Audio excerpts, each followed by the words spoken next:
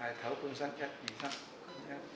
今次演唱會呢個主題叫 Growth，咁即係講成長啦，但係又唔係我講我自己嘅成長，即係唔係嗰種話Ian 咧由出道嗰陣時咧已經蛻變到今日嘅我，唔係嗰種，而係即係成長係我哋每一個人都會經歷嘅嘢咯，所以就係想藉此機會同大家一齊探討下成長究竟係咩回事。成長入邊亦都包含咗好多唔同嘅顏色啊，唔同嘅情緒，所以其實係有少少承接咗上次 Tears 嘅。上次 Tears 我哋就係講大家要好好即係唔好吝嗇自己嘅眼淚，因為眼淚係陪你生命中即係任何寶貴嘅一課都可能要需要佢嘅。咁同埋即係大家都會好常會覺得你流完淚呢，跟住就堅強啦，咁樣你就會成長。因為通常大家都會有叮一聲嘅成長嗰一刻，就係可能有失去啦，有遺憾啦，係喊過先覺得自己真正長大咁樣，係探討緊一個咁樣嘅課題嘅一個主題。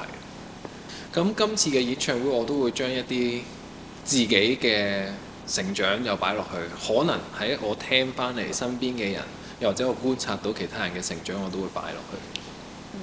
但係點解你係揀每個月23號出？係咪有啲特別含義？呢個其實呢個含義就係因為我當初知道第一場係7月23啫，即係因為個檔期而第一場係7月23，所以我就覺得咁不如我由1月開始鋪排一個小驚喜俾觀眾、俾 fans， 咁就大家可能由一開始見到我23號出歌都唔會覺得係啲咩特別，但係我當連續出嘅時候，大家就會期待，咦下個月23號我哋又見面，咁就一路期待到去7月嘅時候，我哋7月就真係正式第一場演唱會就見面咁樣，即係一個小驚喜，同埋都決定咗係8:23開 show。即係咩密碼嚟㗎？呢啲密碼。即係大家可能會覺得咧，嗰個23係咪一個好特別嘅含義或者咩？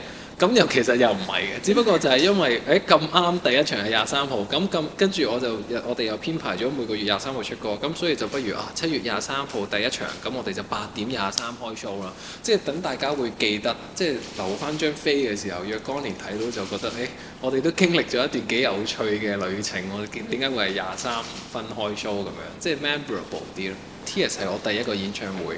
咁其實之前呢，有好幾年時間我都係有啲怕唱歌嘅，即係嗰陣時呢，自己寫歌都特登寫短啲，2分幾鐘，即係上台就唱完就可以快啲落翻台。嗰陣時係少少怕咗上台嘅，咁但係 Tears 就令到我真正再重新愛上翻音樂同愛上翻唱歌，愛上翻舞台表演呢一樣嘢。咁而經歷完 Tears 之後啦，跟住亦都好幸運啦，可以出去 tour 啦。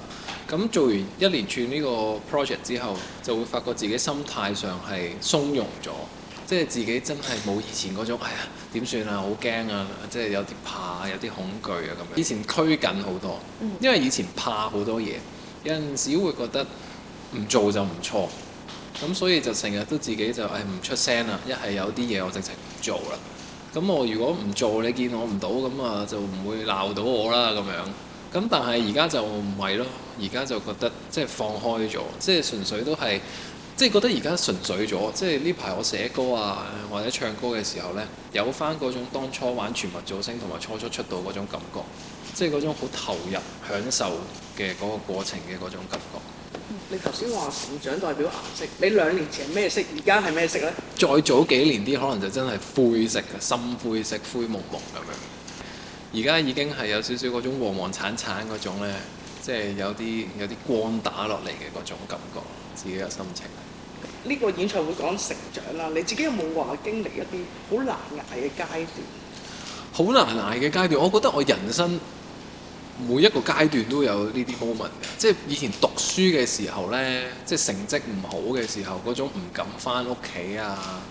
因為嗰陣時要打波呢，你運動同埋學業呢，有陣時嘅即係唔係成日都兼顧到。即係我放學就練波練到11點返屋企，咁有陣時就可能就做完啲功課就瞓，即係有陣時會有少少失衡。咁嗰陣時其實都會即係譬如成績唔好又會怕屋企人鬧。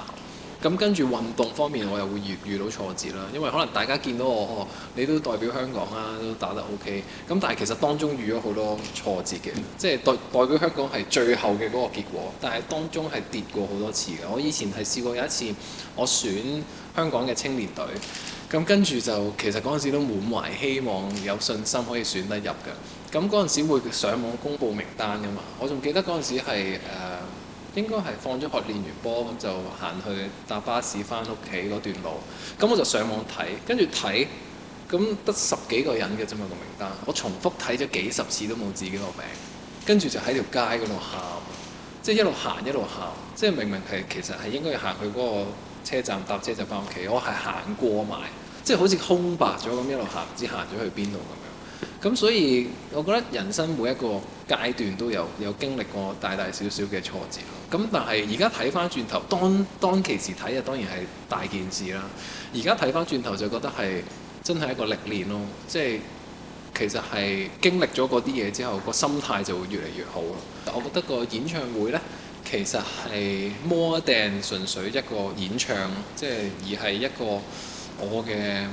一個好似我嘅安全島咁，然之後我就喺上邊用音樂去話俾大家聽，其實我經歷咗啲咩，我諗緊啲乜嘢咁樣。今次都會有少少係即係安全島以外嘅一啲嘗試嘅。咁呢個就又賣個關子先。要唔要練㗎？係咯。要啊，要練啊要練啊，所以嚟緊都密鑼緊鼓咯。有啲即係自己唔係太擅長嘅嘢，但係都會表演俾大家睇，咁就練習，會練習。今次揀啟德開 show 嘅原因係因為上次開 show 經常會 encore 完又 second encore， 成日就會唱得比較夜。咁今次呢，如果我哋出翻，嗰度走有啲難咯，啟德走容易啲係咪啊？係啦，咁就出翻市區開，咁大家又方便啲啦。咁同埋即係我唱，你預咗 run 嘅原來。都唔緊要啦，即係如果真係唱得耐咗、唱得夜咗嘅，咁大家翻屋企都方便啲，唔使咁夜啊嘛。咁啊可以早啲休息，跟住第二日又再一齊唱歌咯。之後其實都仲有好多嘅，因為到而家好似原來出咗到8年，但係都仲係好有新鮮感咯。我啲嘢覺得。咁啊，譬如我呢排寫嘅歌呢，我都突然間會叮一聲覺得，咦，原來自己其實冇乜寫過呢一個角度嘅，或者寫過呢啲曲風。咁所以其實將來嘅 show 或者將來嘅新歌，我覺得都依然會有一啲新鮮嘅嘢帶到俾大家。咁同埋我睇嘅嘢唔同咗，歷練多咗嘅時候，咁啊創作出嚟嘅嘢又唔同咗。咁你都想唔想再做翻舞台劇？都將來都會有咁嘅機會嘅，因為我嗰次玩舞台劇嗰陣時都幾開心嘅。等完成咗今年嘅 project 之後，就今年我覺得個重心都側重咗喺音樂方面，即係唱好多歌啊，準備演唱會啊。